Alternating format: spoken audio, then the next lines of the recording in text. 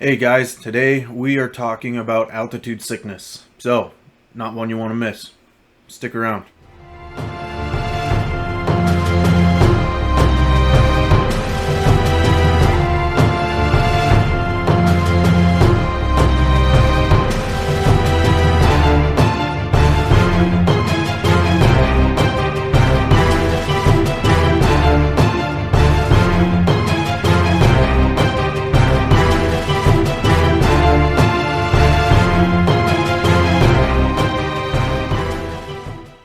Alright guys, so our excuse me, our hike is just over the horizon here. We are down to 5 days.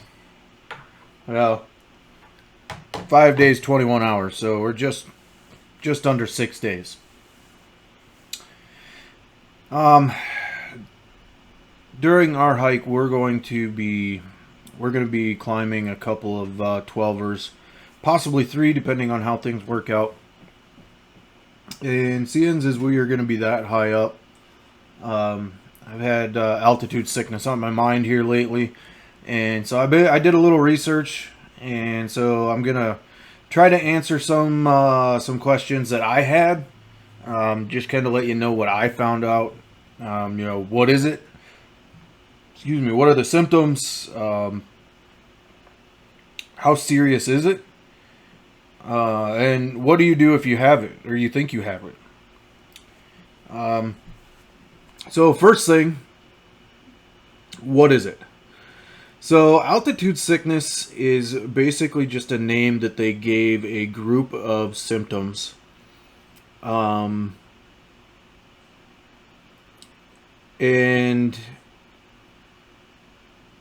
these symptoms are brought on by climbing or walking to a higher and higher altitude quickly, or too quickly, I should say. So everyone is susceptible to it. Nobody is immune to it. There are certain people that are more sensitive to it.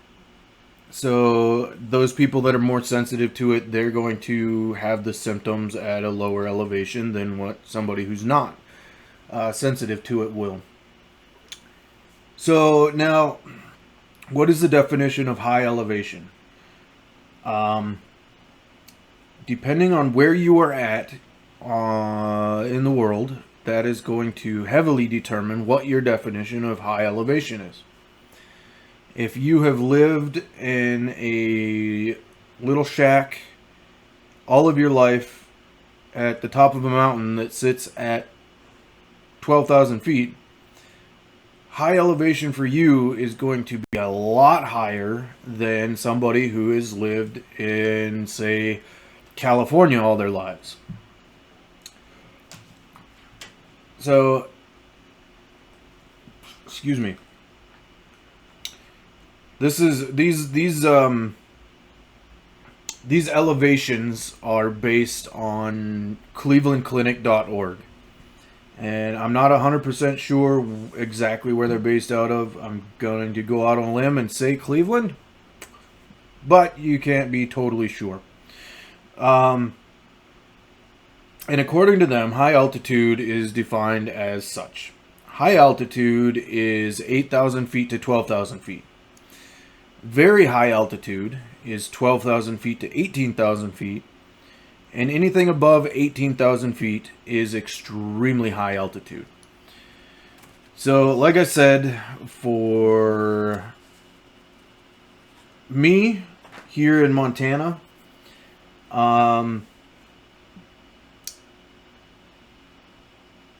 that could ring true. I mean, where I live, where I am right now, we are probably about 3,600 feet, something like that. But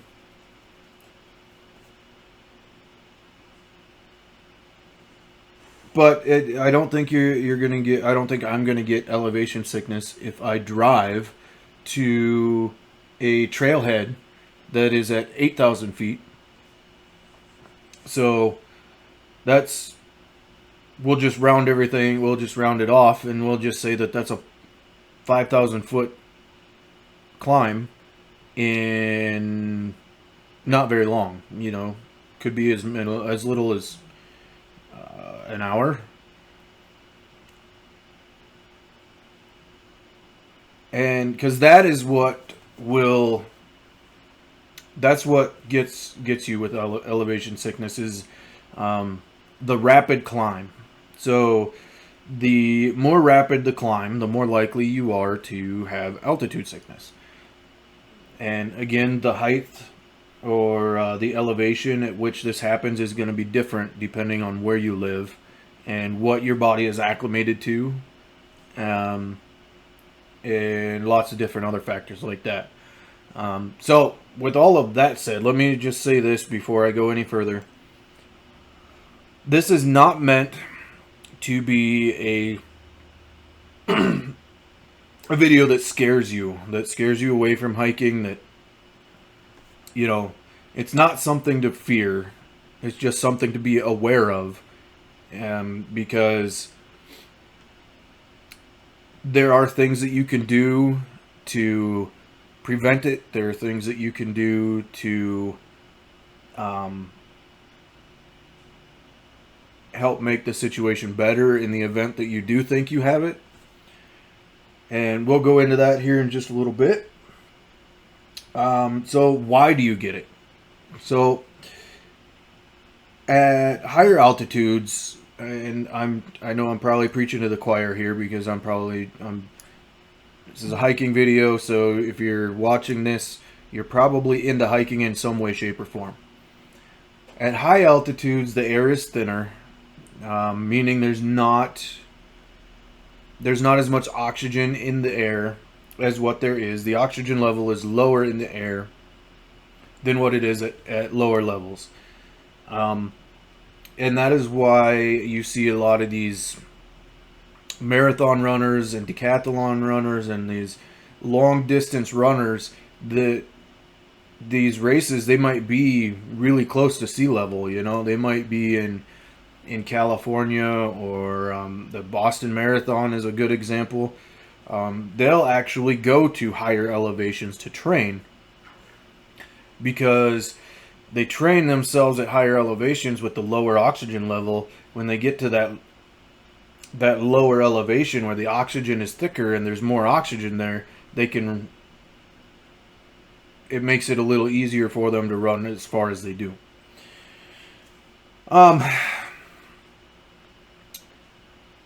But that's not the only cause of elevation sickness. The big thing is how long you give your body to acclimate to that lower level of oxygen, regardless of what elevation you're at.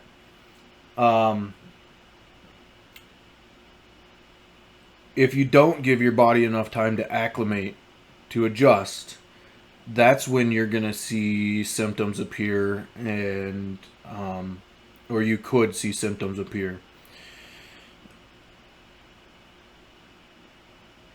So what are the symptoms? Symptoms are, okay, so the typical symptoms, there's 3 different levels of altitude sickness. So you got the mild, moderate, and severe. All of them have these typical symptoms, and then they kind of add to them or they get worse. So the typical symptoms are headache, nausea, vomiting, lightheadedness,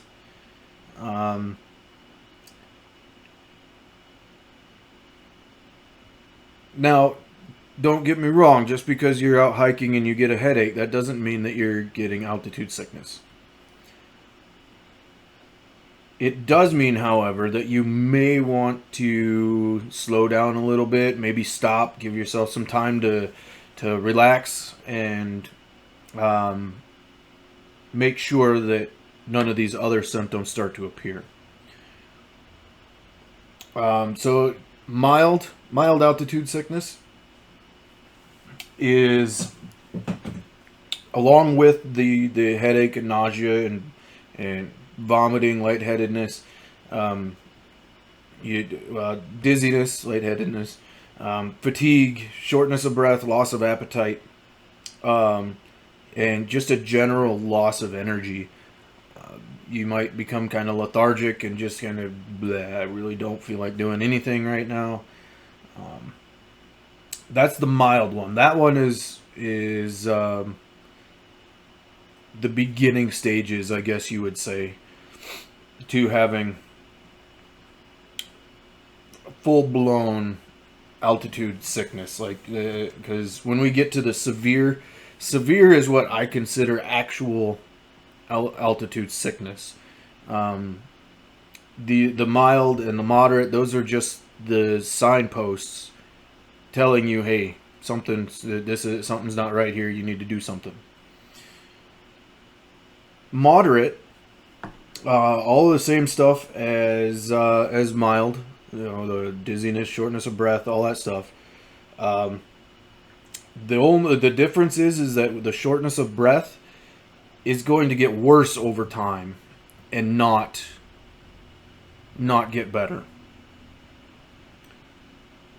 Along with that, you can have a loss of coordination.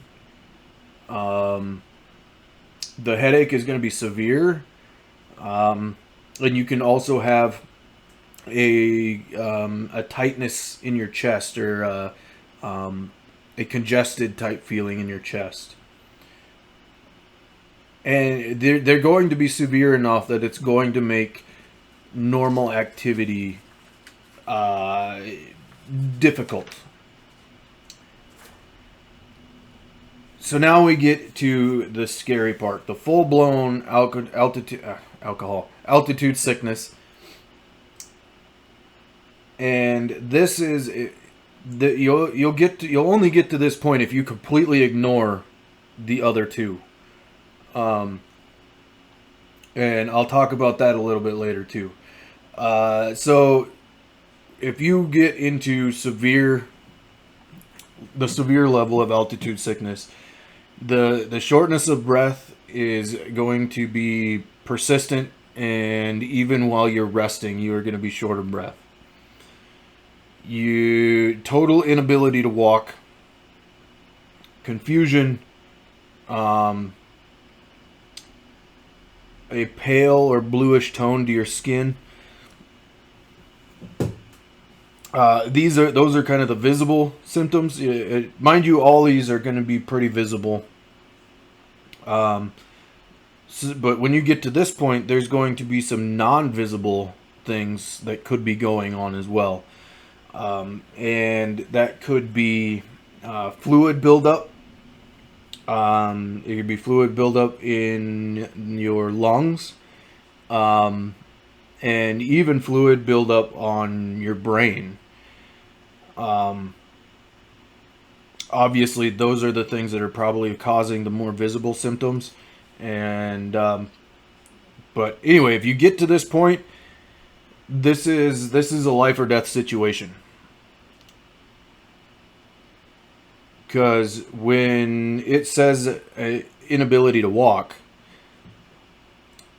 more than likely, you have already walked an unknown number of miles that were probably pretty tough miles to get to where you are. And now all of a sudden, you or your partner or a person out of your hiking group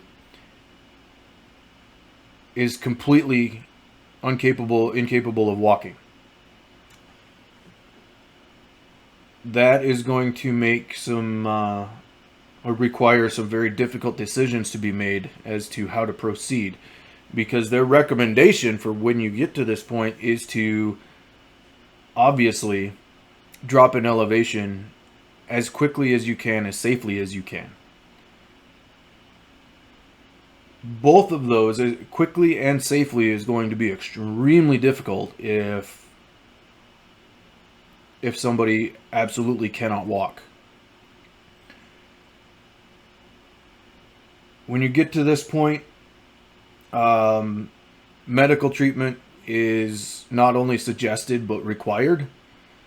Obviously, fluid buildup on your brain, that is a big deal. Same thing with the lungs.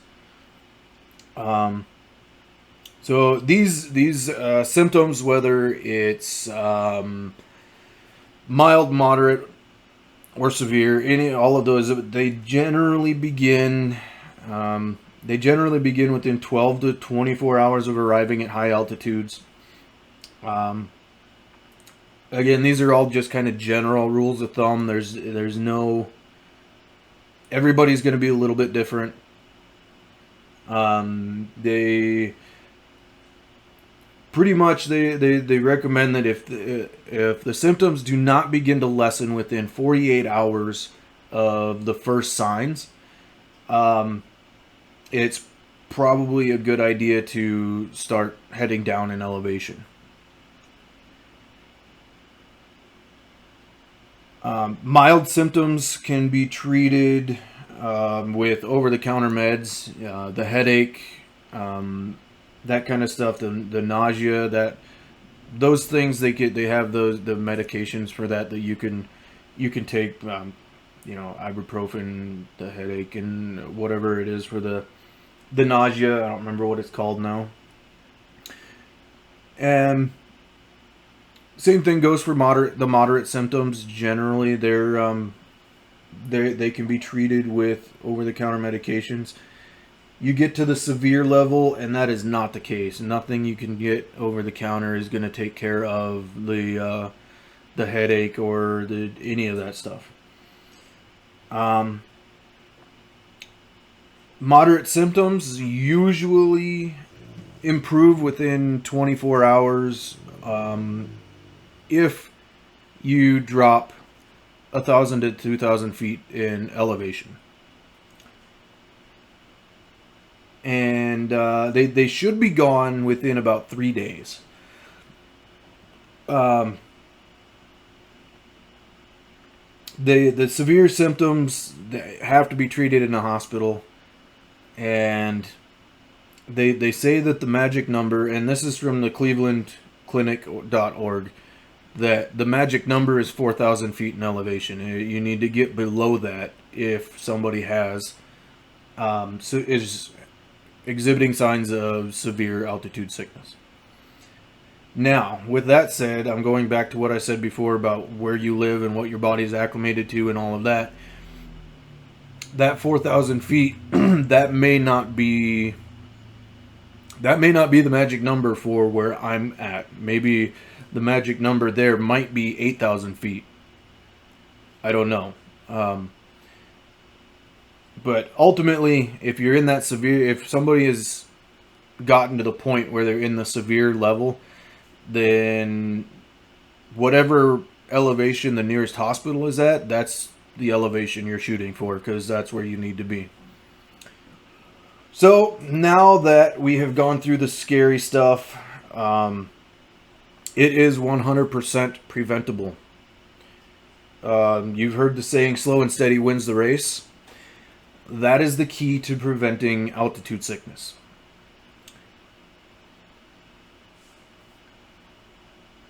It gives your body a chance to acclimate itself to the lower air pressure and the lower oxygen levels.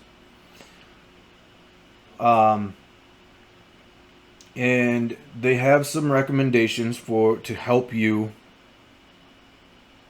to do this, to make this easier, I guess. Start your hike below 10,000 feet.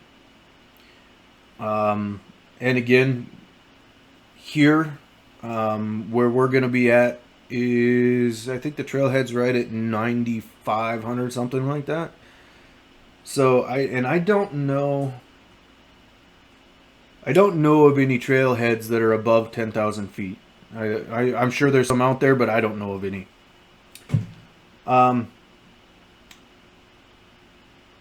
If you drive to your trailhead, or if you are, if you're taking any other mode of transportation that is going to get you to the trailhead quickly and you gain a lot of elevation quickly, your first stop, you should spend a minimum of 24 hours at that first stop. That will allow your body to acclimate to its new surroundings and new conditions before climbing any higher.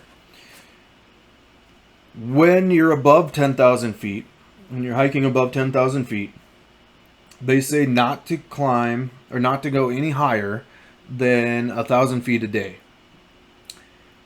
1,000 feet a day, and for every 3,000 feet gained, you should plan in a 24-hour rest day.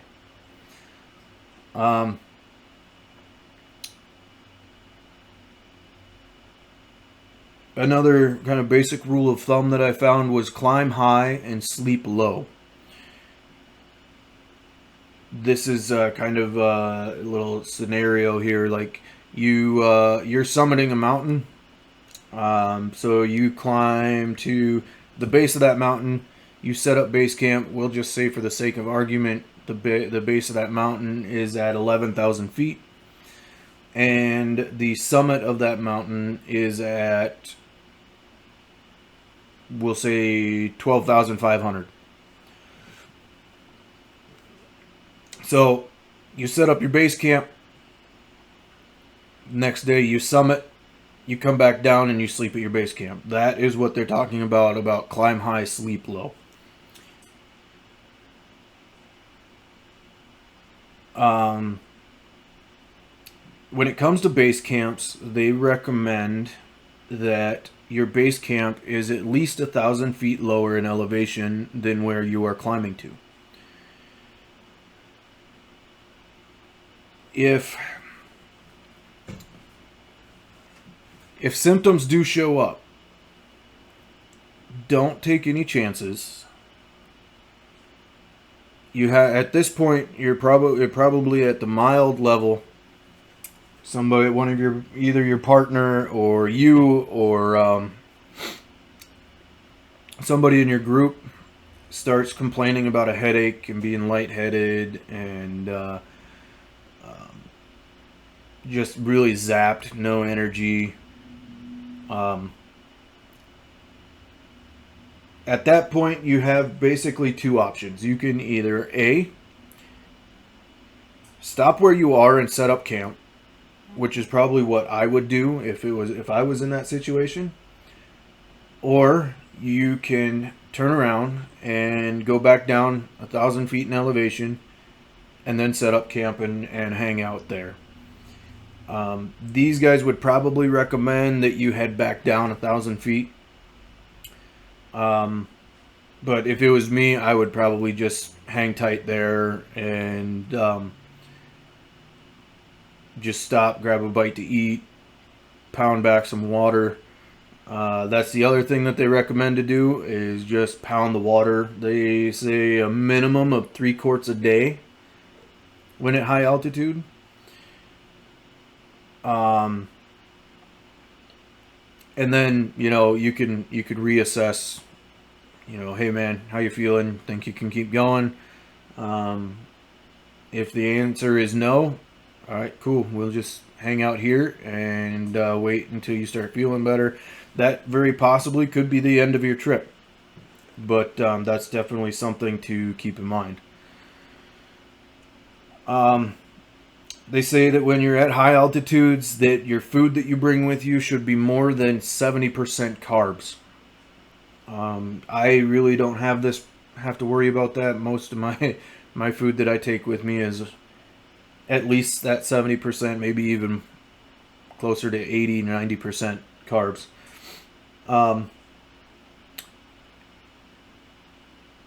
And know these signs. Know these signs and symptoms, and if they show up, take necessary action immediately. Don't put it off and just write it off as whatever. Because it very well could mean that you could cut your trip short, or it might mean that you don't make your personal best altitude.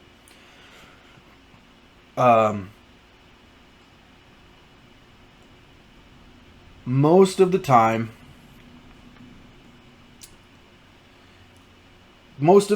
it will be a mild form of altitude sickness. And after some time of just hanging out at a camp and just giving yourself time to acclimate, the symptoms will subside, and more than likely, whoever it is will be able to continue on and be just fine. Even moderate altitude sickness gets better relatively quick. I mean, it helps if you go down in altitude. Even 1,000 feet is going to help make that a little quicker.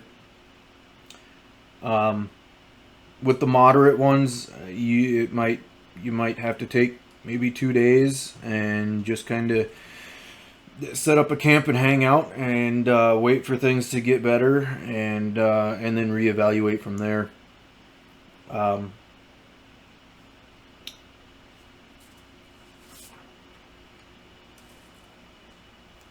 you do reevaluate, if things have not gotten better, and you've been at this campsite for 2 days now, going on 3, and things are just not improving, it's time to make that call and just cut everything short and do an about face and head out, back out to the trailhead.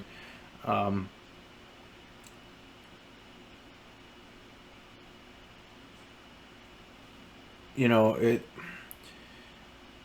more than likely things will get better as you move down, but if things haven't gotten better over 2 or 3 days, then they're probably not going to get better. They're probably only going to get worse. And whoever that is may possibly be on their way to the severe end of things. And that's not a place you want to be, out in the backwoods, in the backcountry.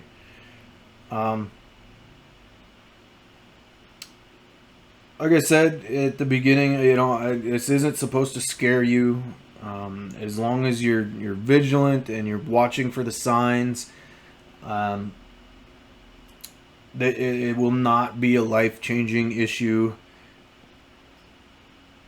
At worst, it will be a minor inconvenience, having to cut your trip short or having to miss out on making your personal best altitude.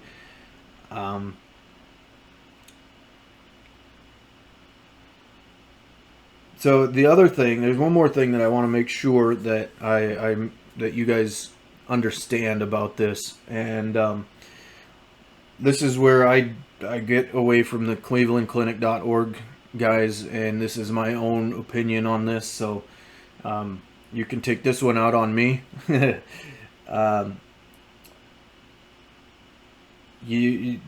number one thing that you have to do is be totally, and I mean totally, honest with yourself, with the people you're hiking with, whoever is there with you, whether it's your partner or whether it's a group of people, whatever. You have to be totally honest. And I mean, if you're not feeling right, and because people are, your partner's going to notice this. They're going to notice that something's not right. That you're either lagging behind, way behind, like you weren't before, or you're doing a lot of this, or just different things that they're going to notice, and they're going to ask you, "Hey, man, you all right? You good?"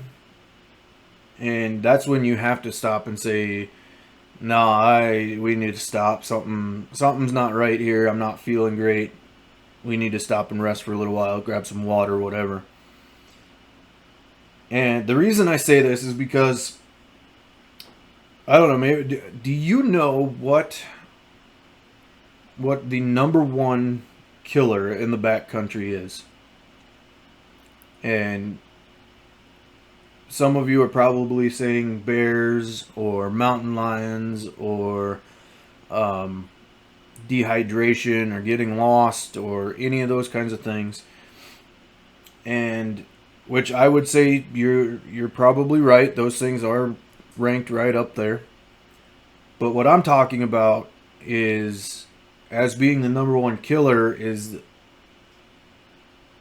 what does all of those things, when you boil them down to brass tacks, what do all of those things generally, not all the time, but generally have in common?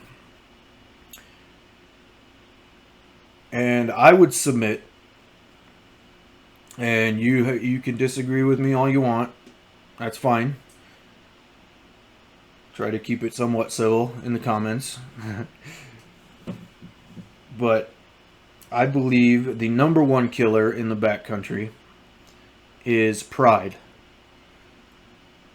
And what I mean by this is, so you're not feeling good, and you know you're not feeling good because you're going to know it.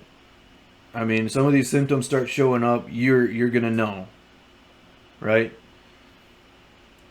And then you tell yourself, it's not a big deal. I can suck it up. I can take it. I can hack it. I can do whatever.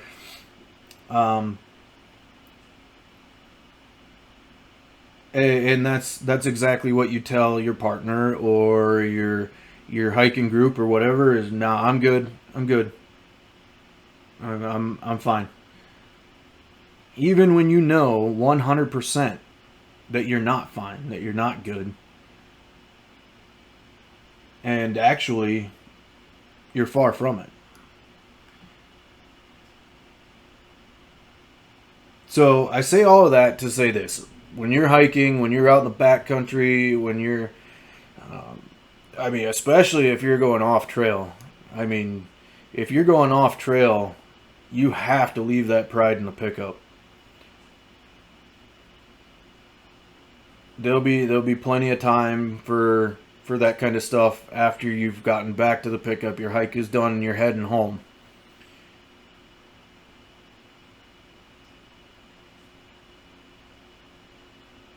Not only will leaving your pride in the pickup potentially save your life or somebody else's life, in my opinion, it'll just make your experience that much more enjoyable.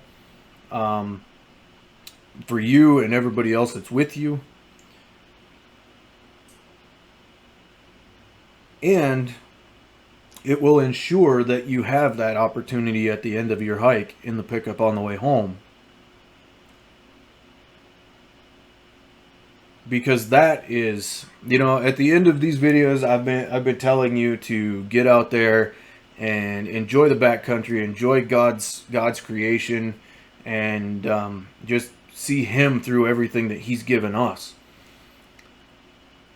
And that, I want you to do that. I want you to get out there, and I want you to see all the great stuff that God has for us to see, and just enjoy all of that. But more than that, I want you to go home safe to your families. I don't want to hear on the news that a hiker has gone missing, and they find out later that from whoever it was that may have been with them or knew them that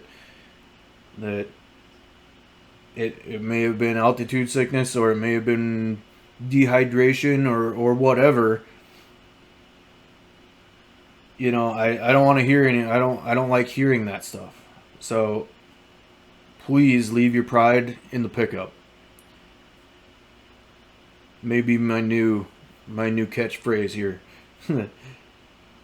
So with all of that said, I want to thank you guys for watching. I hope you found this kind of informational. That's what this was all about. It wasn't meant to scare anybody. It's just meant to be make sure that you're informed as to the symptoms that you should be looking for, and just how serious that it can be if those initial signs are either A, not noticed because you don't know, or B, just ignored altogether. So, like I said, thanks for watching. I hope you enjoyed it. Have a great day. Hey guys, I hope you enjoyed this video. If you did, give it a thumbs up, share it, subscribe, all that good stuff. If you do subscribe, click that little bell, and that'll notify you when we put out new content. And any suggestions for content that you guys would like to see from us, put it down in the comments below. And so yeah, until our next video, I don't know what that's gonna be. Let's see what we got going on here. We might do a gear video. This was kind of a spur of the moment type of thing, so kind of a in between the last one and the gear. So until next time, this is Philip Fisher begging you, pleading with you, telling you, get out there, enjoy God's country, see what He's given us, see what He's created for us, and just enjoy it. Remember, I love you. God loves you. Peace.